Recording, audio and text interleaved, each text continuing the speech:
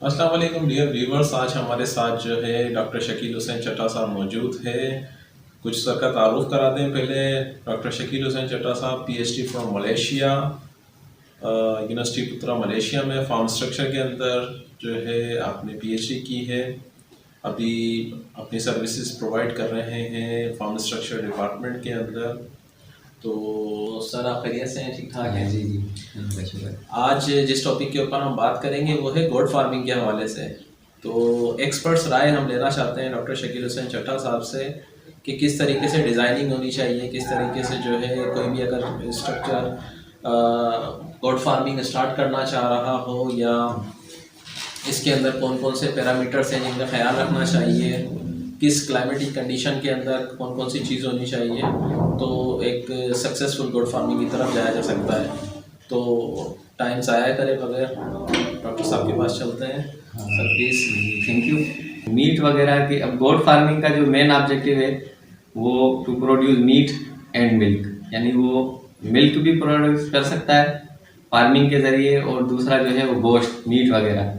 तो as a food जो है वो कंट्री में के लिए भी होगा कि फूड सिक्योरिटी भी के में भी आता है ये कि मोर जो है फूड प्रोड्यूस होगा। एक अगर अच्छी क्वांटिटी में होगा तो हर किसी के पास जो है वो लो कॉस्ट सस्ता भी हो जाएगा और एक फार्मर के लिए इनकम जनरेशन होगी।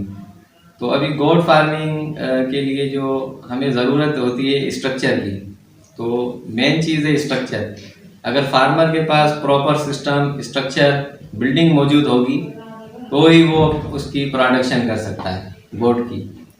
तो अगर प्रॉपर सिस्टम नहीं है तो मोर्टेलिटी रेट बढ़ जाएगा, वो इनकम जनरेशन नहीं हो सकेगी, लॉस हो जाएगा, तो वो नहीं कर सकता। तो लार्ज स्केल पे जाहिर सी बात है लॉस भी ज़्यादा हो सकता है। अब उसके लिए आपको जो स्ट्रक्चर है वो किस तरह का चाहिए वो डिपेंड करता है आपके एनवायरनमेंट पर कि आप किस जगह पे स्ट्रक्चर बना रहे हैं। जैसे हमारा एरिड जोन है, हमारा पाकिस्तान का सिंध का जो है स्पेशली एरिड जोन, इसमें ना ज़्यादा वो रेन है क्योंकि ह्यूमिड क्लाइमेट नहीं है, ना टेम्परेट जो काफ़ी हाई टेम्परेचर हो जाए या बिल्कुल लो हो जाए तो वो भी नहीं है, मॉडरेट है। इसके लिए हमें जो स्ट्रक्चर है जो हमें प्रोवाइड करना है वो है शेड। नॉर्मल शेड जो होता है यानी डायरेक्ट सनलाइट से हमें बचाना है, ठीक है। डायरेक्ट सनलाइट से उसके लिए हम जो है उसकी बिल्डिंग की जो अलाइनमेंट हमें करनी है, जो मोर ज़्यादा से ज़्यादा हमें शेड हो जाए, तो बिल्डिंग का जो लॉन्गिट्यूडनल आपको रखना है, लेंथ रखनी है बिल्डिंग की, वो हमें रखनी है ईस्ट वेस्ट पर, ईस्ट वेस्ट डायमेंशन पर हमें बिल्डिंग की लेंथ रखनी है। और जो बाकी जो साइड वाल्स हैं, लॉन्ग वाल्स जो होंगी वो हमारी होंगी नॉर्थ और साउथ पर। और जो विंड वगैरह के लिए जो हमें अगर हवा के लिए ज़्यादा तेज़ी से विंड है, ठीक है ना, सनलाइट तो चलो हमें डायरेक्ट नहीं देनी है, ठीक है ना, इनडायरेक्ट सनलाइट ज़रूरी है। ये नहीं कि बिल्कुल ही बिल्डिंग को बंद कर दें। तो एनिमल्स के लिए वो उसके लिए विंडो ओपनिंग आपको देनी है नॉर्थ पर, ठीक है। उससे क्या होगा कि जो विंड स्पीड से नहीं आएगी। जो हमें विंड स्पीड जो नॉर्मल है एनिमल की वो है तकरीबन मैक्सिमम 1 मीटर पर सेकेंड। अगर 1 मीटर पर सेकेंड से ज़्यादा स्पीड में आप हवा उसको कांटेक्ट में कर दें तो एनिमल जो है वो कंफर्ट फील नहीं करता और उसको जो है विंड का जो हवा का जो बहाव है वो भी डिस्टर्ब करता है उसकी हेल्थ पर, और इस वजह से फिर बीमारी भी हो जाएगी। और जब वो कंफर्ट नहीं होगा तो वो फीडिंग पे भी इफेक्ट होगा और वेट गेन भी नहीं कर पाएगा। तो हमें एयर मूवमेंट भी नॉर्मल रखनी है और जो टेम्परेचर डायरेक्ट सनलाइट से बचाना है, ठीक है। दूसरा जो है वो टेम्परेचर हमें जो क्लाइमेट का है वो इनके लिए सूटेबल होता है 25 to 30 है, 30 प्लस फिर उसके लिए जो है कंफर्टेबल नहीं। तो हमें इस तरह का स्ट्रक्चर देना है, इंसुलेशन बिल्डिंग को करना है ताकि अगर बाहर हाई टेम्परेचर है तो बिल्डिंग के अंदर जो है वो आप मुनासिब टेम्परेचर मेंटेन करें। और एयर सर्कुलेशन के लिए अगर फैन वगैरह लगा रहे हैं, अगर नेचुरल कहीं पे एयर नहीं है ज़्यादा तो थ्रू जो है मैकेनिकल सिस्टम से, लेकिन 1 मीटर पर सेकेंड के अंदर ही रहे। तो इस तरह से स्ट्रक्चर है। और दूसरी चीज़ ये कि आपको जो रखनी है एनिमल स्पेस रिक्वायरमेंट। अभी देखें कहीं पे अगर कंक्रीट फ्लोर है, पक्का फर्श है, तो वो जो ज़्यादा सूटेबल है क्योंकि वो वॉशेबल भी है, क्लीनेबल भी है। अगर हेवी रेनफॉल हो जाती है या तो कीचड़ वगैरह गप नहीं बनती।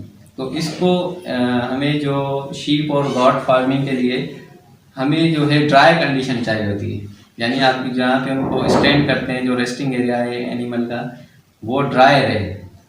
ये नहीं कि अगर पानी जाहिर सी बात है पीते हैं करते हैं, यूरिन होता है, मेन्यूर डेवलप होता है, तो वहाँ पे कीचड़ वगैरह ना बने, ठीक है ना। अगर कीचड़ बन गई या वो, तो उसमें फिर बीमारी बहुत जल्द तेज़ी से लगती है इनको, और स्किन प्रॉब्लम भी होते हैं।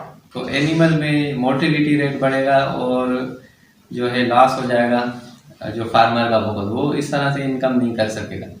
तो हमें ड्राई कंडीशन रखने के लिए जो फ्लोर है वो वॉशेबल हो, क्लीन प्रॉपरली हो सके, पक्का फर्श यानी कॉम्पैक्ट हो। अगर सॉइल का भी है तो कॉम्पैक्ट सॉइल का आपको देना है, सही सर, ठीक है ना। अच्छा सर, तो इसमें पर एनिमल स्पेस कितना आना चाहिए, पर एनिमल स्पेस कितना होना चाहिए, या हमारे पास जो हाइट देंगे हम स्ट्रक्चर की, वो हाइट कितनी होनी चाहिए स्टैंडर्ड, हाँ, या साइड वॉल्स वगैरह, ये थोड़ा हाँ, डिजाइन जी स्पेस जैसे आपको पर एनिमल आपको स्पेस देना है, शीप हो या गॉट हो, उसका अगर कंक्रीट फ्लोर है, मैं वही बता रहा था कि कंक्रीट फ्लोर के हिसाब से आपको देना है 2 मीटर स्क्वायर, 2 मीटर स्क्वायर पर एनिमल जो स्पेस देना है, या 1.5 मिनिमम है, 1.5 से 2 मीटर स्क्वायर पर एनिमल देना है। अगर आप जो कच्चे फ्लोर यार्ड सिस्टम में रख रहे हैं, ओपन रख रहे हैं, थोड़ा अगर फार्मर के पास वो पक्का फ्लोर नहीं बना पा रहा, तो वहाँ पे अगर सॉइल के ऊपर आप कर रहे हैं तो वहाँ पे आपको देना है 3 जो है कम से कम भी 3 मीटर स्क्वायर पर एनिमल स्पेस। ज़्यादा भी करते हैं तो और अच्छा है, लेकिन कम से कम 3 जो है वो स्पेस, ये नहीं कि कंजेस्शन करते हैं आप एनिमल की। तो आप ये स्पेस रिक्वायरमेंट से ही आपको जो है फ्लोर एरिया मिलेगा कि भाई 50 एनिमल्स रखने या 30 रखने, उस हिसाब से आपको पर एनिमल उसकी स्पेसिंग रिक्वायरमेंट से आपको फ्लोर एरिया मिलेगा। तो आप बिल्डिंग के जो डायमेंशन निकाल सकते हैं भाई इतना फ्लोर एरिया। और दूसरे देखें, अगर ह्यूमिड क्लाइमेट में क्या होता है कि बहुत ज़्यादा रेनफॉल है, अगर वो समझ रहे हैं कि पानी स्ट्रक्चर में आ रहा है, तो वहाँ पे ऑफ फ्लोर सिस्टम होता है, यानी ज़मीन से ऊपर उसका जो फ्लोर डिज़ाइन करते हैं वो ज़मीन पे नहीं होता, 1 मीटर अबो दिख रहा हूँ, यानी सॉइल में ही वो ज़मीन पे ही, लेकिन उसके जो फ्लोर इस तरह से होता है वो स्ट्रिप सिस्टम होता है, स्लॉटेड फ्लोर, ठीक है। स्लॉटेड फ्लोर में बहुत ज़्यादा वुडन स्ट्रिप्स लगाई दी जाती हैं, उनके बीच में गैप होते हैं जिनको स्लॉट्स कहते हैं। अब स्लॉट्स का रोल यही होता है कि जो एनिमल मैन्योर प्रोड्यूस कर रहा है, जो यूरिन है और जो भी उसका फीड वगैरह लॉस होता है, तो वो सब जो है नीचे स्लॉट्स में से निकल के नीचे गिर जाता है। नीचे जो लेबर है, वर्कर जो भी है, वो उसको इजीली जो क्लीन कर सकता है, यानी हाइजेनिक कंडीशन मेंटेन कर सकता है।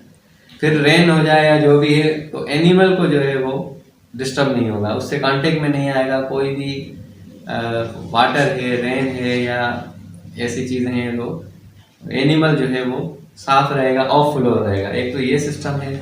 इसके लिए इसमें जो रिक्वायरमेंट है स्पेस की, वो कम से कम भी जो है वो 1 मीटर स्क्वायर पर एनिमल आपको देना है स्लॉटेड फ्लोर में। और सॉइल में कच्चा फ्लोर है, यार्ड सिस्टम है, तो 3 से ऊपर ही जो है वो आपको मीटर स्क्वायर देना है पर एनिमल स्पेस रिक्वायर्ड। और कंक्रीट फ्लोर के लिए मैक्सिमम 2 मीटर स्क्वायर पर एनिमल जो है वो रिक्वायरमेंट है। और इस तरह से जब उसको सुइटेबल एनवायरनमेंट मिलेगी तो तभी जो है वो वेट गेन भी करेगा एनिमल, और मार्केट रेट उसको जब भी मिलेगा।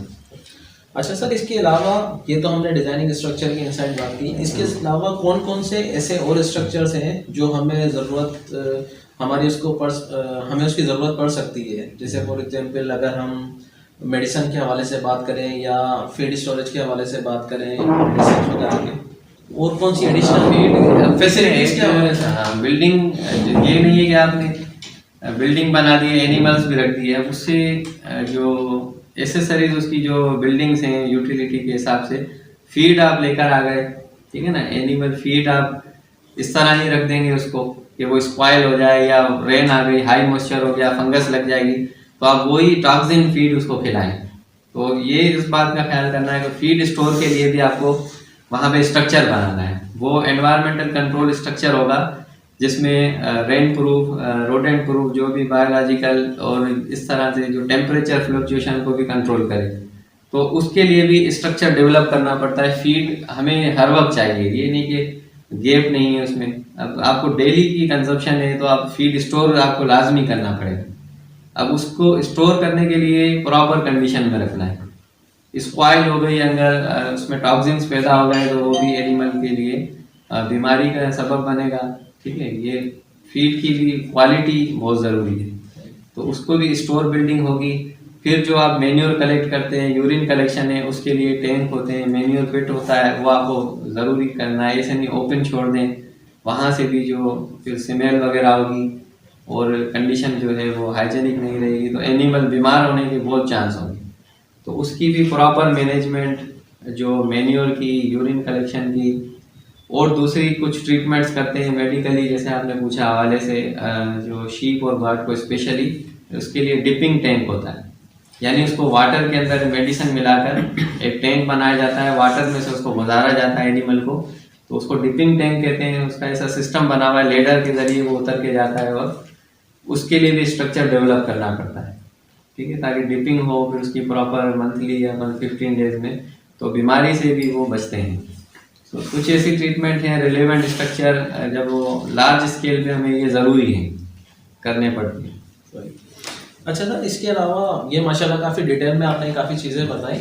इसके अलावा हमें थोड़ा सा ये बताएं कि किस तरीके से हम स्ट्रक्चर को लो कॉस्ट रख सकते हैं, तो कौन सी ऐसे अवामिल होंगे जिसके ऊपर अमल करके इसको लो कॉस्ट किया जा सकता है? अभी देखें, लो कॉस्ट आप बिल्डिंग पहले तो डिज़ाइन में जाएं, रिक्वायरमेंट को पूरा करें। ये नहीं कि अगर रिक्वायरमेंट कम स्पेस की आप बहुत बड़ा स्ट्रक्चर बना दें, तो ये भी कोई वो नहीं है।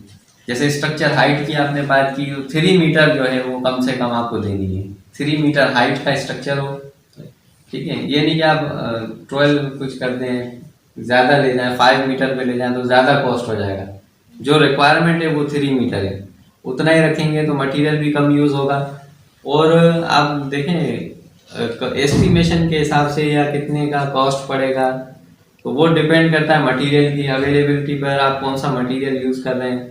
वही मार्केट रेट आप पहले सारे से पहले देखा जाएगा कि भाई लो कास्ट हमारे पास कौन सा है, मेटल आयरन वर्क लो कास्ट है या वुडन वर्क आपका जो है। मेन चीज़ ये है कि रिक्वायरमेंट जो है वो पूरी प्रोवाइड करे।